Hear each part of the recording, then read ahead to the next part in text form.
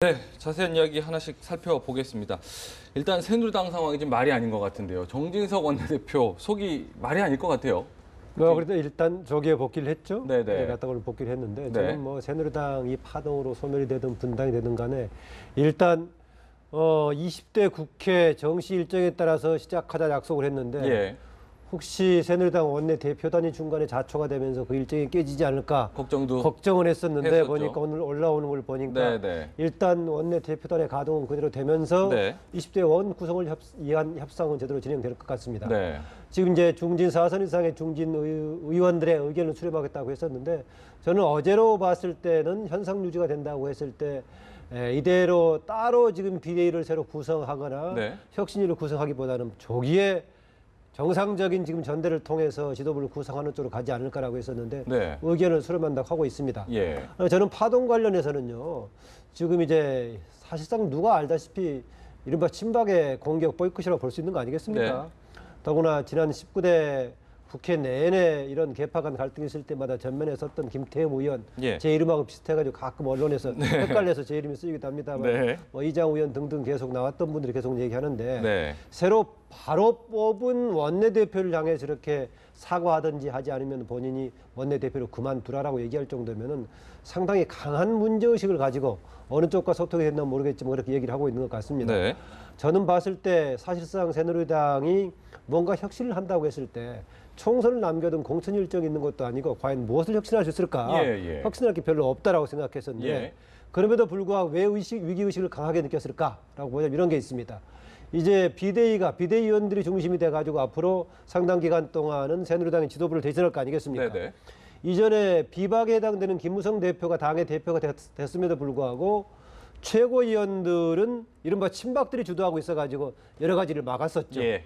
그런데 만약에 이제 정진석 원내대표가 되면서 비대위원들이 이혜원 의원들을 중심으로 한 상당히 강성 비박들로 구성이 된다면은 예.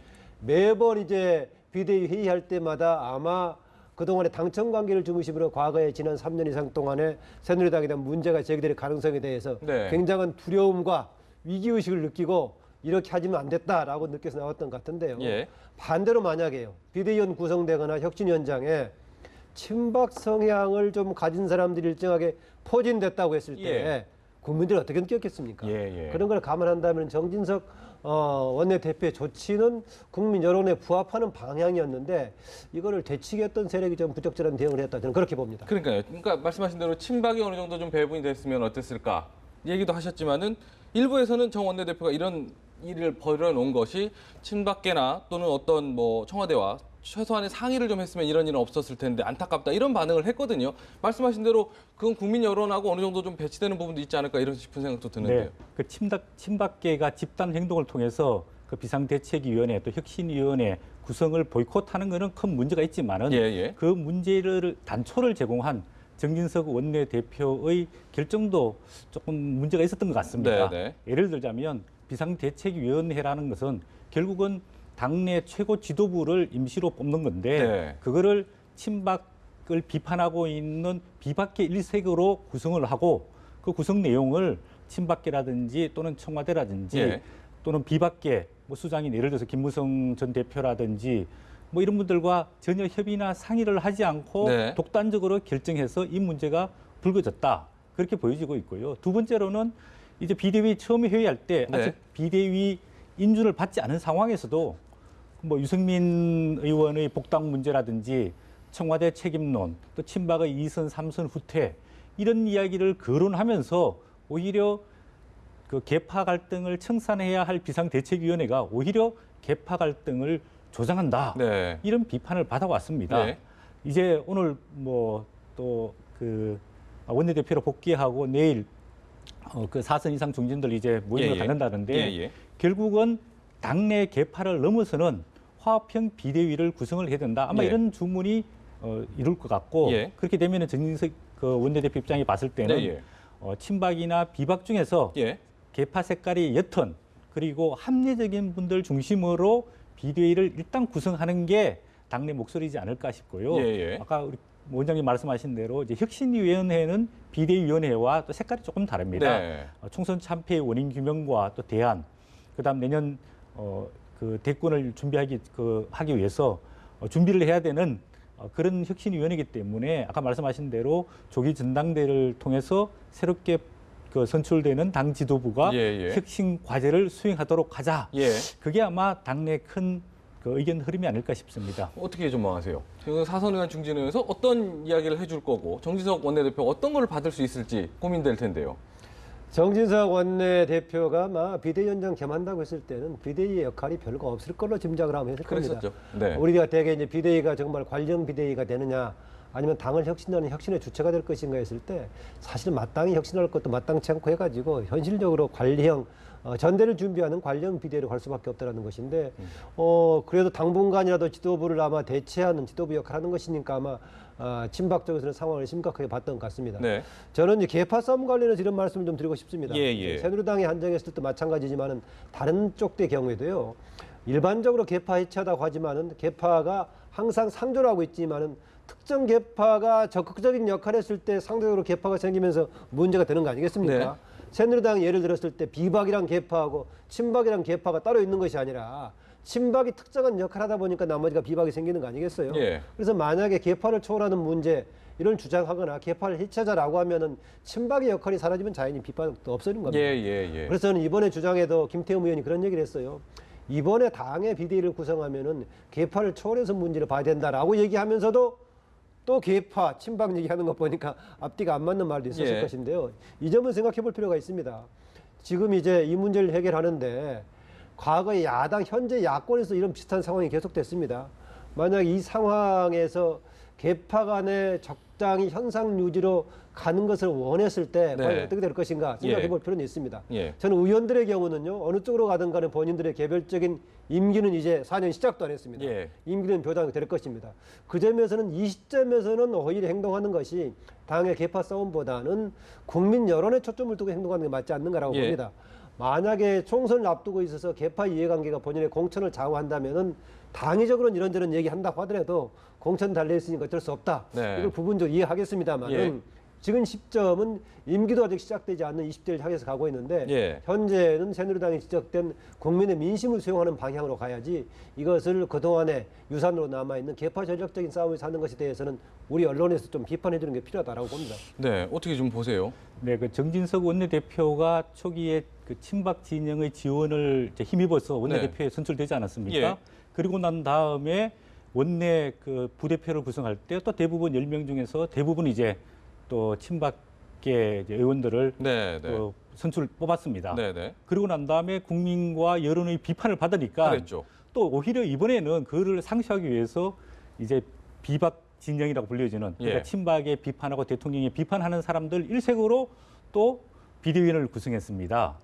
이게 문제인데 본인이 그러면 이게 친박이냐 비박이냐 그 여론에 흔들리지 말고 본인이 주관성을 가지고 친박 진영에서도 합리적으로 의사소통이 될 수 있는 사람, 그다음 비박 진영에서도 문제의 심각성을 깨닫고 있는 의원들 중심으로 만약에 비상대책위원회를 구성을 했으면 이런 서로 계파 간의 갈등이라든지 공격이 없었을 거라고 저는 보여집니다. 서 원장은 잘 아시겠지만은요, 넓게 보자면은 대다수가 친박 아니었습니까? 19대 공천은 사실상 박근혜 대통령이 비대위원장으로 있을 때 주관해서 한 것이기 때문에 그냥 넓게 보자면 대부분이 범박에 해당되는 것이죠. 그런데 이제 우리가 친박이라고 얘기할 경우에는 강성으로 활동했던 분들 주로 얘기하죠. 아마 그래서 친박 중에서도 그렇게 계파색이 강하지 않은 사람을 임명했다고 하면은 아마 일부 언론에서는 친박을 했다기보다는 그냥 비박을 했다고 해석할 가능성까지 생길 정도입니다. 그 점에서는 저는 이런 문제를 극복하는 데 일정하게는 한반은 그동안에 친박의 지도권이 있었다면 이걸 좀 바꿔주는 것도 필요하다는 생각인데 당 내부에서는 그렇지 못한 것 같습니다. 이게요, 혹시 당 내부의 역학관계상 이번에 친박들의 대치기가 통해가지고 앞으로 지도부를 바꿀 수 있다고 했을 때 과연 당은 향후에 성공하는 방향으로 갈 것인가 이것을 고민해 본다면은 이런 걸 감안한 상태에서 아마 사선 의원의 중진급들이 해석하지 않을까 봅니다. 네네. 이전에 10분의 과정에서도요. 수적으로 보자면 압도적으로 친박이 많았었지만은 서울시장 후보라든가 국회의장이라든가 이런 것은 일반적인 보편적인 의견 내지 국민 여론을 반영해서 결정됐단 말이죠. 네네. 그 점에서 저는 내부적으로 수적으로는 친박이 많다고 하지만은 사선 이상의 중진급들의 모임에서는 그런 여론을 반영하는 방향으로 결정나지 않을까 그런 생각이 듭니다. 알겠습니다. 어쨌든 뭐 혁신위원장에서 자진 사퇴한 김용태 의원이 뭐 중대 발표 얘기가 좀 조금씩 있더라고요. 어떤 얘기를 할 수 있을까? 어떤 얘기 혹시 전망하시는 부분이 있을까요? 네. 그 혁신위원장 내정됐다가 사퇴를 했는데 네. 결국은 친박계의 조직적 반발로 그렇죠. 이렇게 됐다. 이 친박계가 새누리당의 문제다. 예. 총선 참패의 원인을 아직도 제대로 못 깨닫고 있다. 예. 친박은 2선, 3선 다시 후퇴해야 된다. 예, 예. 아마 이런 이야기가 줄을 이룰 것 같고요. 예. 두 번째로는 그동안 해왔던 주장은 네, 다시 한번 그다음에 확인하고요. 조금 더 나간다면 네. 박근혜 대통령이 새누리당에 대한 간섭과 네. 영향력을 이제 뭐 쉽게 말하면은 이제 손을 떼라. 뭐 그런 이야기 일단 할 것 같습니다. 네, 조금 네. 더 나간다면 네. 시간이 흐른다면 아무래도 박근혜 대통령이 이제 새누리당에서 탈당해야 되는 거 아니냐. 예. 당은 당대로 내년 차기 대선을 해서 가야 된다. 예. 아마 이런 주장까지도 할 수 있지 않을까 네, 이렇게 네. 보여지는데요. 네. 문제는 그 김용태 혁신님이 사퇴를 했지만 내정자였는데 네. 이분도 너무 이게 말이 앞서서 예. 이 사태를 너무 더 키운 것 같습니다. 네. 본인이 그 혁신위원장이 확정되고 난 다음에 그 다음에 새누리당 어떻게 그 혁신해야 될 것인가. 예. 결국은 이제 총선 참패 원인이 있는 친박계 또 그 다음에 청와대의 어떤 책임, 국정운영 기조의 변화 이런 것들을 이야기했었는데 너무 말이 앞서서 대통령이 이원종 비서실장 선임에 대해서 네네. 국민의 뜻이 반영이 안 됐다. 예. 이런 식으로 청와대에 직접 공격하게 되니까 이게 쉽게 말해서 네. 영린을 건드리게 되는 거거든요. 예. 그런 혁신위원장을 청와대 입장에서 어떻게 수용할 수 있겠습니까? 그러니까 좀 전략적 마인드, 이런 단계적 접근 이런 게 조금 아쉽다고 보여집니다. 네네. 좀 먼저 섣불리 칼을 꺼내 들었다 이런 평가인데요. 네. 이미 이제 일반적인 추상적인 발언으로 세게 할 만큼 해버렸었죠. 지금 악인의 길은 망하리로다. 성경 예. 구절까지 인용할 됐으니까. 예. 당에서 이제 행보 관련해서 이런저런 주문할 수 있을 것인데 가장 센 것은 지금 이제 서 원장 얘기했다시피 박근혜 대통령에 대한 새누리당 탈당을 건의하는 네. 가장 센 발언이 되겠죠. 예. 거기까지 나갈지는 모르겠습니다. 예. 하여튼 거기까지 나간다면은 지금 이제 새누리당을 좀 자연스럽게 해달라.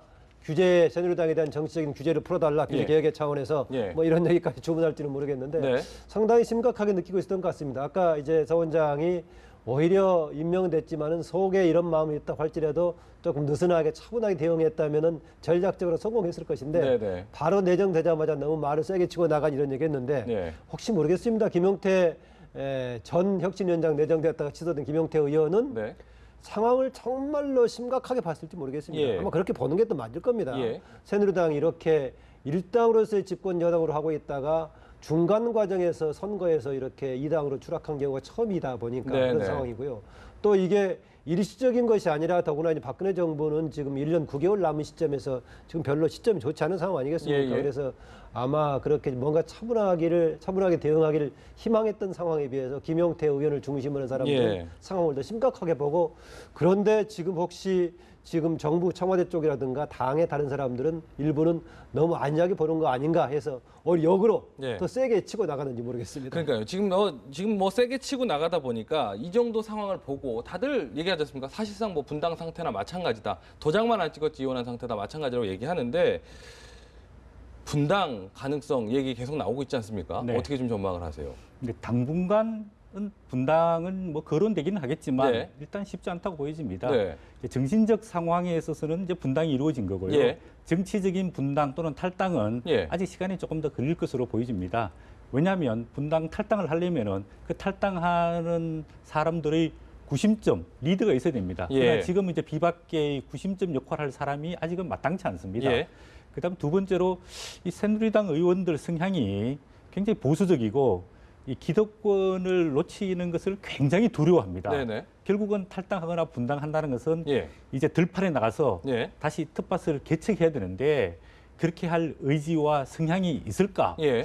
그런 점에서는 약간 의구심이 들고요. 네네. 아마도 한 올해 후반기나 내년 초 예. 이제 대선 국면에 들어서면서 예. 대선 후보들 주자들 중심으로 예. 구심점이 형성이 되면 그때 가면은 탈당과 분당이 현실적으로 이루어질 것으로 예상됩니다. 지금도 뭐 아까도 계속 말씀하셨지만 김태흠 의원 같은 경우 뭐 저리 싫으면 나가라 뭐 이런 얘기까지 직접 하지 않습니까? 좀 탈당을 하려면 해라 뭐 이런 얘기까지 하는데 이게 지금 과연 이런 것과 관련해서 친박계 판단에 청와대가 어느 정도 관여했을까도 싶습니다. 청와대는 아직 이것과 관련해서 이렇게 좀 당 상황이 심각한데 아직까지 반응은 없거든요. 네, 청와대에다 제가 확인해 본 거 아니니까 네. 직접 관여했다 이런 말 하기 어렵겠지만 예. 최근에 분위기 정도는 최근에 청와대 입을 수밖에 없었다는 예. 겁니다. 그러니까 이렇게 바로 아까 앞서 말씀드렸지만은 최근에 바로 당에서 내부에 뽑은 원내대표를 위해서 나가라고 할 정도면은 예. 그 정도에 대한 청와대 쪽의 의중을 확신하지 않고는 못했겠죠. 예. 그렇게 보고 다른 얘기가 혹시 될지 모르겠습니다만은 어제 5.18 36주년 행사에 관련된 기념곡 문제에 대해서 박근혜 대통령이 거기에 다시 기존의 입장에 대한 변화를 여지를 안 보여주니까 예. 역시 정치에 대한 인식이 계속 갈 걸로 믿는 이런 환경도 작용했다고 봅니다. 예, 예. 방금 말씀하신 여기에 따른 이제 서로의 갈등이 분당으로 이어질 것이냐, 저 역시 서 원장 비슷하게 당장 분당으로 이어지질 않을 것이라고 예, 봅니다. 예. 그 배경은 한두 가지 설명할 수가 있겠는데요. 분당의 요인이 쉬운 것은 요인은 보통 때와 다른 측면은 있습니다. 뭐냐면은 선거 전이라면은 기존의 큰 정당의 틀을 벗어나면은 살기가 쉽지 않기 때문에 네. 나가기 어려운데 네. 선거가 끝났으니까 조금 자유로운 면이 있단 말이죠. 예, 예. 앞으로 4년간 여러 가지 정치 역정이 있으니까 이것저것도 해볼 가능성이 있다. 네. 대신 밖에 이제 현 여권 기열의 구체적인 대권 후보의 구심점이 없다는 점에서는 약점이 있습니다. 네. 그러나 또 한편으로는 정의와 국회의장을 비롯해서 밖에서 지금 원심력을 제공하고 있는 네. 쪽이 때문에 밖으로 나갈 소진이 있다는 네, 것인데 네. 이제 크게 두 계파를 봤을 때요. 비박의 경우에는 본인들의 당의 미래의 중심이 설 거라는 지금 가정을 하고 있어서 네, 네. 당내 투쟁을 통해서 중심을 잡을 의지를 가지고 있다는 것입니다. 예, 예. 반면에 친박 쪽에서는 당신들 나가라고 얘기하지만은 나가겠습니까? 쉽지 안 나가죠. 오히려 내가 나가라 이렇게 하겠죠. 예, 예. 그런데 친박은 저는 밖에 나가기엔 도로 불가능하다. 친박이 밖에 나갔을 때 누가 지금 미래 세력으로 해주겠습니까? 새누리당이랑 껍데기를 쓰고 있을 때 지금 친박의 생존 요인이 있고 박근혜 대통령식에 있는 것인데 네. 밖에 나가면 저는 친박은 그대로 소멸될 거라고 봅니다. 네, 네. 그리고 친박은 나갈 요인이 안 되고 더구나 흔히 이제 친박에서 차기 대선 구심권으로 얘기하고 있는 그냥 추측만 하고 있는 예. 반기문 유엔 사무총장의 경우에 예. 친박이 밖에 나가서 한다고 했을 때 대권 후보를 모신다면 오겠습니까? 그러니까요. 안 오죠. 예. 그 점에서는 친박은 지금 새누리당 이 틀에 있지 않으면 살아남기 힘든 상황이고 네. 다른 이제 비박의 경우에는 자기들이 이제 향후에 새누리당의 구심점이 될 거다, 미래 세력이다라고 중심을 잡고 있어서 예. 양쪽 다 나가기 어려울 거다. 예. 다만 이제 야당을 포함한 정계 개편의 분위기는 분명히 있다. 네. 또 새누리당 여권에 계열해서 조금 전에 말씀드렸던 정의와 저 국회의장 등이 있고 예. 야권에서도 지금 이제 손학규 전 대표 등의 움직임이 예, 예, 있고 예. 또 모르겠습니다. 더불어민주당과 국민의당과의 관계에서도 의원들의 움직임이 또 언제 생길지도 모르고 하기 때문에 네. 전반적으로는 정당의 재편 분위기가 분명한데 네. 당장 새누리당이 분당으로 갈 것 같지는 않다. 그런 네. 생각입니다. 큰 틀에서 하나씩 다, 큰 틀에서 전체 다를 이렇게 좀 짚어주셨는데 하나씩 좀 살펴보면요. 지금 보면은 저희가 이제 준비한 그 그래픽을 보면서 설명을 좀 드릴까 하는데 김무성 전 대표 뭐 구심점으로 해서 비박계 중심 아니었습니까? 총선 전까지만 해도 계속 균형추 역할을 좀 해왔었는데 유승민 의원을 비롯한 비박 쇄신파와 함께 이렇게 좀 친박계와 좀 대척되는 의원들끼리 하는 안. 이 안에 대해서는 좀 구체적으로 좀 어떻게 좀 전망을 좀 하세요? 네, 그게 전혀 진전이 안 됐었죠. 네. 유승민 의원도 뭐 지금 재빨리 기회만 되면 복당하려고 생각하고 있었던 거 네. 아니겠습니까? 저는 이제 유승민 의원이 특히 이제 정의와 이제 국회의장이 뭔가 새로운 정치 결사체를 만들겠다. 결사체의 결국은 최종 정점은 정당이 아니겠느냐. 예, 예. 이런 생각하면 가능성을 타진했는데 유승민 의원 본인이 부인을 했었죠. 네. 그래서 이제 박형준 전 의원들과 더불어서 같이 움직이지 않겠느냐라고 생각했었는데 아니라고 했는데 네. 지금 최근의 움직임을 보면은 새누리당이 구심력을 잃어가고 있는 상황 아니겠습니까? 밖에 원심력은 살아가고. 예. 그래서 그것도 저는 이제 변수가 될 가능성이 있어서 네. 새누리당이 조금 미래 방향으로 정비가 되지 않고 예. 현상을 유지하거나 아니면 과거로 회귀한 상황이 생긴다면 네. 밖에 있던 유승민 의원 등도 복귀하고자 하는 마음이 좀 줄어들 수밖에 없지 않는가. 네, 네. 그러면은 이미 추진하고자 하는 그 뜻을 분명히 밝혔던 예. 정의와 국회의장 등과 더불어서 예. 새로운 움직임의 소지도 있다라고 봅니다. 네, 정의화 국회의장 안 그래도 지금 뭐 10월 중에는 뭐 어느 정도 좀 그림이 그려질 거다 이렇게 얘기를 했는데요. 네, 정의적 국회의장은 본인이 대선에 출마하고 싶은 욕심이 많을 겁니다. 네. 왜냐하면은 국회의장까지 했고 또 그동안에 대통령들이 하는 걸 쭉 보니까 본인이 더 잘할 수 있겠다 이런 생각이 있어서 그동안에 싱크탱크도 만들고 예. 또 국회의장 끝나고 난 다음에도 예. 통상적으로 정계 은퇴를 하지 않고 예, 예. 계속 정치를 하시겠다 이렇게 말씀하시는데 네. 일단 즉 이게 정의회 의장 중심의 그 뭐 제3당 중도신당은 아마 김무성 대표 또 PK를 중심으로 한 의원들을 협소하겠다. 네. 그래서 이제 중도 뭐 개혁 정당을 만들겠다라고 이야기하고 있는데 예. 아까 원장님 말씀하신 거 조금 더 보태면 유승민 의원은 참여할 가능성이 상당히 낮다고 봅니다. 네. 왜냐하면 유승민 의원의 지역적 기반은 대구고 네. 꼭 내년에 대선에 출마해서 당선되겠다는 생각보다는 그다음 차차기도 생각을 하고 있기 때문에 네. 굳이 대구를 떠나서 이런 PK 중심의 중도신당에 참여한다. 예. 그거는 조금 어렵지 않을까 보여지고 있고요. 네네. 크게 봤을 때는 지금 말씀하신 그 비박 또 유승민 그다음에 김무성 정의화 이런 유승민 의원이 빠진 네. PK를 중심으로 한 어떤 제4지대겠죠, 이제. 예. 지금 3당이 있으니까. 예. 제4지대에서 정당이 생길 가능성은 상당히 농후하다고 보여집니다. 네네. 지금 여권의 양대 축이라고 할 수 있는데요. TK, PK가. 이렇게 좀 나눠진다면은 그것도 꽤 그 90년 이후에 3당 이후에 처음이라고 얘기를 하던데요. 그 명확하게 나뉠지 모르겠습니다. 네. 대강했을 때 이제 그렇게 많이 참여하지 않겠다는 네. 것인데 일단 수적으로 봤을 때 정의학 국회의장을 중심으로 해서 지금 부산의 나머지 국회의원들이 그쪽으로 갈까요?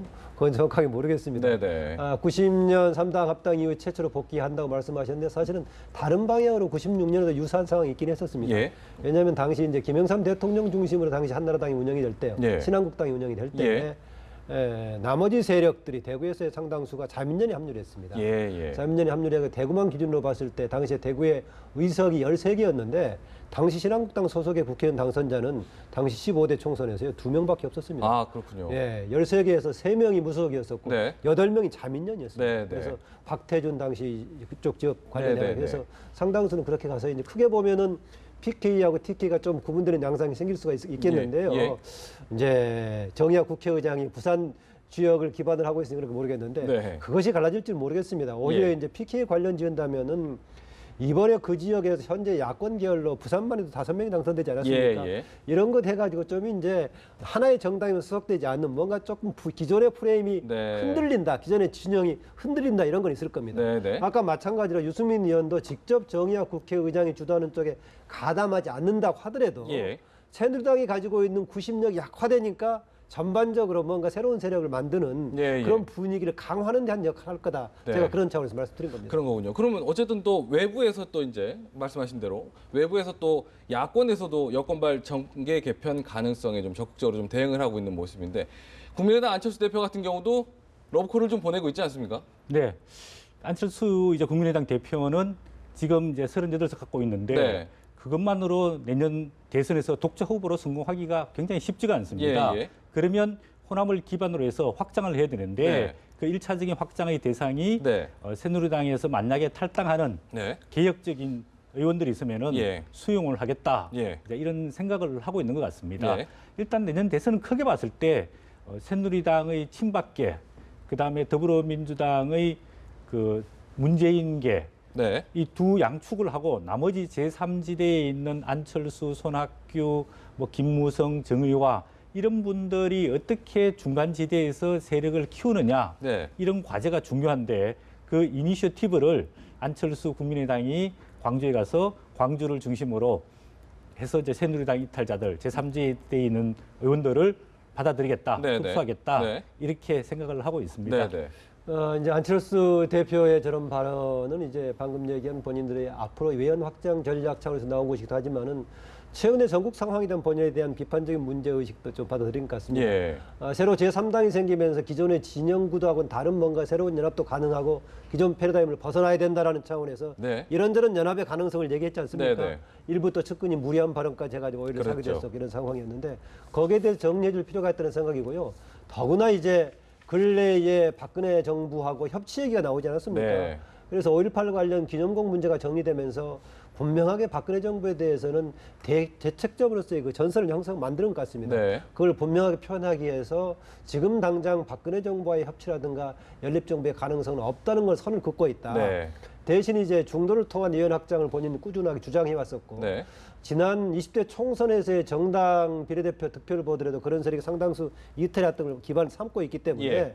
만약에 새누리당이 흔들리는 가운데 뭔가 중도 세력에 대한 매력을 가지고 있는 사람을 끌어당기고자 하는 의사를 표명한 것 같습니다. 네, 네. 현실적으로 봤을 때 더불어민주당과 국민의당 이렇게 막 이합 집산하면서 옮겨올 가능성보다는 오히려 현 여권에서의 뭔가 틈이 생기면서 네. 옮겨올 가능성은 더 커서 네, 네. 그 시장을 향한 소리를 안철수 대표가 낸 것 같습니다. 네, 알겠습니다. 이런 가운데요, 오랜만에 모습을 좀 공식적인 모습을 좀 드러내서 손학규 전 민주당 대표의 이런 이야기에 대해서 어떻게 좀 평가를 좀 정계 하시나요? 복귀를 시사한 게 아니라 네. 정계 복귀를 선언했다고 봐야 네, 되겠죠. 네. 그 어제 5.18 민주화 기념식에서 네. 약 한 300명의 지지자들, 측근 의원들을 네. 대거 동원한 등을 보면 네. 사실상 출정식에 준하는 예. 그런 정치 행보였다고 볼 수 있습니다. 이제 본격적으로 행보하겠다. 네. 네. 그리고 이제 그 메시지로서 예. 새 판을 짜는데 앞장서겠다 이런 말은 기존의 더불어민주당 내에서 여러 특히 이제 뭐 문재인 전 대표라든지 이런 분들과 경선을 하지 않고 네. 더 큰 틀에서 정계 개편을 주도하면서 예. 다음 내년 대선 행보를 하겠다 예. 이런 메시지라고 보여지고 있고요. 네네. 또 손학규 전 대표가 이런 이야기도 했습니다. 5.18이 항상 자기에게 시작이었다. 네. 그 말은 곧 이제 예. 대선 후보로서 행보와 일정을 시작하겠다는 것을 예. 시사하는 게 아니라 명시적으로 선언했다라고 보여집니다. 선언한 것이다 이렇게 보는데 그럼 그동안에 총선 때도 그동안에 여러 가지 구애도 움직이지 않았던 거는 이런 새 판을 계획했던 결과물이라고 해석해도 될까요? 그렇게 봐야겠죠. 총선 네. 때 같은 경우에는 더불어민주당과 국민의당 양쪽에서 이제 지원해달라고 호소했었죠. 예. 더구나 이제 위기에 처했다고 느꼈던 더불어민주당은 정말 강력하게 이제 호소하다시피 마지막까지 들지 했었죠. 않아줬었는데 네. 그렇다면 본인이 더구나 이제 국민의당과 더불어민주당이 경쟁하고 있는 속에서 어느 한편에 가담하는 것은 새 판하고 좀 다른 얘기 아니었겠습니까? 예. 굳이 혹시 당시에 새 판하고 좀 관련된 쪽이라면은 오히려 국민의당 쪽이 조금 가까운 느낌이 좀 있었죠. 네네. 그러나 수적으로 보자면 본인하고 가까운 사람들이 일부가 국민의당에 있긴 하지만 또 수적으로 보자면 더불어민주당이. 많은 쪽이 더불어민주당에 있고 그렇죠. 그런 상황에서 이제 개별적으로 본인하고 연이 있는 사람들을 지원하고 했었는데 예. 이번에 아마 일정으로 봐서 5.18 36주년 행사를 일정을 아마 잡아서 본격적인 본인이 선언을 한 것 같습니다. 예. 아까 이제 새 판짜기 앞장설 것을 다짐합시다라고 이제 권유하는 방식을 했었지만은 사실상 본인이 다짐한다라고 네. 선언한 거 아니겠습니까? 네. 그런 상황이어서 현재 어느 쪽에 들어가기보다는 밖에서 본인이 하나의 구심적 역할을 한다. 그렇다고 네. 본다면은 이제 손학규 전 대표가 그런 역할을 했을 때는 야권 내부에서 움직일 소지가 있는 것이죠. 야권 내부에서도요. 특히 이제 저는 그랬을 경우에는 더불어민주당에서 움직일 소지가 있다. 네. 이미 국민의당이 소속된 사람들 한번 움직여서 나와 있는 상황이 되기 때문에 그렇겠죠. 쉽게 움직이지 못할 거고 네. 움직이려다가 이제 그 김종인 체제가 되면서 눌러 앉았던 사람들도 지금 더불어민주당에 꽤 있지 않습니까? 네. 총선이 끝난 시점이고 계속 손학규 대표를 권유했는데 예. 그러면서 이제 어쨌든 간에 손학규 대표가 움직이면은 조금 움직일 여지가 생기고요. 예. 그다음에 김종인 현 이제 더불어민주당 비대위 대표가 현재의 문재인 대표 한 사람만이 아니라 새로운 가능성 있는 사람을 자기 대권자로 찾겠다 했으면 네. 갑자기 하늘에서 떨어지는 것은 아니고 여기저기 네. 가능성이 있을 거 아니겠습니까? 그중에서 유력한 한 사람이 또 이제 손학규 전 대표가 되는 것이기 때문에 예. 김종인 대표가 손학규 대표에 대해서 어떤 반응을 보일지 예. 지난번은 총선 때 협력하지 않았다고 좋은 기회 놓쳐서 끝났다라는 네. 식으로 얘기했었는데 예. 이제 손학규 대표가 새로운 행보를 보였을 때 어떤 반응을 보일지 예. 한 사람의 반응 같기도 하지만 굉장히 또 중요할 수 있을 것 같습니다. 예. 알겠습니다. 다음 이야기도 좀 나눠볼까 합니다. 오늘이 어쨌든 19대 국회 마지막 본회의가 열렸습니다. 10시부터 시작이 좀 됐는데요. 무쟁점 법안 처리에 합의를 하면서 여러 가지 이제 법안 처리할 계획이지만 결국 쟁점 법안 조율을 위한 회동은 여태까지 한 번도 없었습니다. 19대 국회 뭐 최악의 국회다라는 평가를 받았는데 마지막까지도 그렇게 좀 썩 좋은 모습은 아닌 것 같아요. 네. 오늘 그 오전에 10시에 그 본회의가 개의되었는데 네. 법안 보니까 135가지 아마 통과하는 걸로 돼 있는 것 같습니다. 네. 그동안에 여야 간에 쟁점이 됐던 그 서비스 발전 기본법, 네. 또 노동개혁 4법, 또 세월호 특별법, 또 가습기 살균제 뭐 처벌과 보상에 관한 규정 이런 예, 것들은 합의가 되지 않아서 안건으로 상정이 되지 못했습니다. 네. 나머지 지금 계류 중인 법안이 약 한 10,000건 정도 되는데 네. 아마도 오늘 본회의가 지나고 나면 10,000건이 폐기될 거고 전부 폐기가 되는 거죠? 네, 19대 국회 법안 통과율이 약 한 43%밖에 되지 않습니다. 네. 50% 이하입니다. 예. 그리고 그동안의 상임위 활동 또 그 국정감사 내용 이런 걸 보면 19대 국회 최악이라고 평가받아 왔는데 거기는 선진화법이라든지 여야 간의 어떤 협상과 협의의 부족, 네. 정치력의 부족 네. 이런 것들이 총체적으로 합쳐서서 아마 최악의 국회로 평가될 것 같습니다. 네. 방금 얘기하신 양적인 지표가 나와 있기 때문에 19대 국회에 대한 최악의 평가에 대해서는 별로 사람들이 이해를 달지 못할 겁니다. 예. 대신 이제 국회라는 것이 모든 법률을 통과시키는 것이 아니라 네. 잘못된 법률을 못 만들게 하는 것도 이 국회 역할 아니겠습니까? 네. 특히 행정부가 국회 입장에서 봤을 때 행정부가 제안한 법이 바람직하지 않은 법안이라 막는 게 또 입법부의 역할이겠죠. 예. 그런 점이 이런저런 역할이 있는데요. 저는 큰 틀에서 봤을 때 이번에 19대 국회가 국회의 자율적인 역할을 못했다는 점에서 저는 최악의 평가를 내리고 싶습니다. 자율적인 역할을 못한 예. 점에서요. 우리나라의 지금 대통령제라는 독특한 구조가 국회가 권력 분립을 얘기하면서도 여당이라는 게 있는 독특한 구조 아니겠습니까? 네.